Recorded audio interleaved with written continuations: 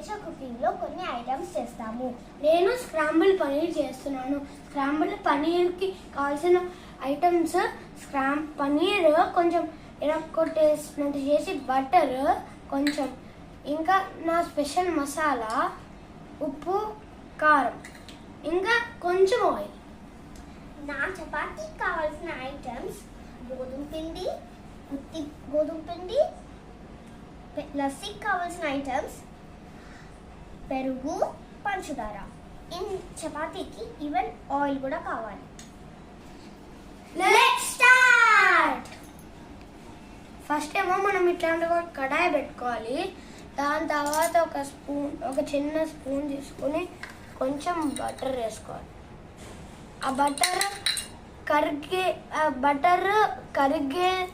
ఆ బటర్ కరిగాలి మొత్తము.